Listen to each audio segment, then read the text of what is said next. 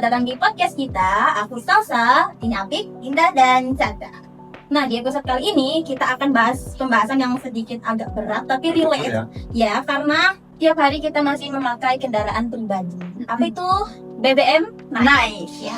Mari kita bedah dari sisi ekonomi mikro, makro, sampai siapa aja sih stakeholder yang terlibat. Langsung saja. Ya, kalau kita lihat isu berita akhir-akhir ini ya, pemerintah itu sedang sibuk mengevaluasi subsidi BBM. Kata Pak Bahlil sendiri itu, subsidi harus lebih tepat sasaran, karena banyak orang yang masih tidak tepat sasaran mendapatkan subsidi. Tentunya juga cukup masuk akal, karena anggaran subsidi yang dikeluarkan negara itu cukup besar ya setiap tahunnya. Nah, yang menarik sekaligus menjadi tantangan itu, ternyata menurut data itu hampir 70% subsidi BBM itu tidak tepat sasaran. 70%? Yes, itu menurut data loh. Nah, di situ ada muncul dilema. Di satu sisi pemerintah itu mau membantu kita lewat subsidi, tapi di sisi lain anggaran negara juga harus dijaga.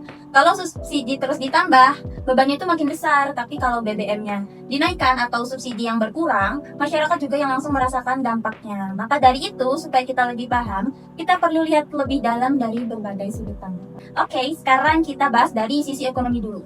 Apik, sebagai mahasiswa lokal yang tiap kali bolak-balik Gondang lagi Malang, kamu pasti cukup kerasa sih dampaknya. Iya, kerasa banget. Wow. Apalagi saya setiap hari itu PP sekitar 54 km. Wow. Dimana biasanya seminggu itu saya cuma habis uang bensin sekitar 50 sampai 60 ribu, sekarang dia sampai 100 ribu. Ih, setengahnya sendiri ya guys. Ya, dimana uang yang lebih itu bisa dibuat untuk saya berinvestasi. Wow. Panjang gitu lah. Oke. Bisnis banget ya. Ya, harus. Dan sebenarnya efeknya nggak berhenti di situ aja. Ketika BBM naik, biaya transportasi untuk distribusi barang juga ikut naik. Ujung-ujungnya penjual yang menaikkan harga produksinya supaya tetap bisa menutupi biaya operasionalnya. Kondisi seperti ini sering disebut cost push inflation. Nah, selain itu, BBM itu termasuk kebutuhan yang cukup sulit untuk dikurangi nggak sih? Jadi, mau harganya naik pun masyarakat itu tetap mau beli gitu loh.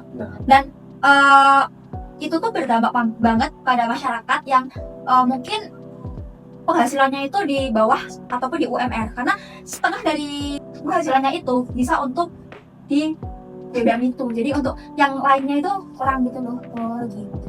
Jadi dari pembahasan kita tadi, kita bisa lihat kalau BBM itu nggak cuma ngaruh ke pengeluaran pribadi, tapi juga mempengaruhi harga berbagai kebutuhan. Lalu gimana sih dampaknya kalau tidak skala lebih besar? Coba dijelaskan dari sisi ekonomi makro. Kalau dari ekonomi makro nih, dampaknya lebih luas ke perekonomian Indonesia. Salah satunya itu inflasi. Per Mei 2026, inflasi Indonesia tercatat sekitar 3,08%. Wow. Secara tahunan ya, memang masih dalam target pemerintah dan Bank Indonesia. Tapi kenaikan harga energi dan biaya distribusi tetap menjadi faktor yang harus tetap diwaspadai. Dampaknya apa aja sih? Kalau untuk dampaknya sih dari sisi daya beli masyarakat ya, terutama ketika biaya hidup meningkat, sementara penghasilannya itu tetap di situ-situ aja, masyarakat itu cenderung untuk mengurangi konsumsi setiap harinya. Yang mana konsumsi rumah tangga itu menjadi salah satu penggerak utama perekonomian di Indonesia. Jadi kalau konsumsinya itu melemah, otomatis pertumbuhan ekonominya itu juga berpengaruh. Tapi pemerintah pasti punya alasan kan kenapa tetap melakukan evolusi? Pastinya sih ada sih. Setuju sih, pengurangan subsidi bisa membantu mengurangi beban anggaran negara sehingga dana tersebut bisa dialokasikan ke program lain yang dianggap lebih prioritas. Oke, jadi kalau kita tadi udah bahas dampaknya ke perekonomian secara umum, mari kita geser ke pembahasan yang lain. Kira-kira siapa aja sih yang paling terdampak dari kebijakan kenaikan BBM ini? Bisa kita lihat dari sisi stakeholder. Nah, kalau dilihat dari sisi stakeholder sendiri nih, yang sebenarnya berdampak kenaikan BBM itu dirasakan oleh banyak pihak. Dari pemerintah yang membuat kebijakan itu sendiri, masyarakat yang sebagai pengguna BBM, dan juga transportasi yang setiap hari itu membutuhkan bahan bakar. Makanya setiap ada isu BBM naik itu pasti ojek online dan juga masyarakat itu banyak yang demo. Soalnya biaya operasional semuanya akan ikut naik. Selain itu, Pertamina juga punya peran penting. Saat subsidi masih diberikan, mereka sering harus menjual BBM dengan harga yang rendah dari harga pasar. Jadi ketika harga minyak dunia naik, tekanan biaya juga ikut dirasakan oleh Pertamina. Oh, jadi sebenarnya rantainya itu kompleks banget ya. Soalnya bukan cuman rakyat versus pemerintah.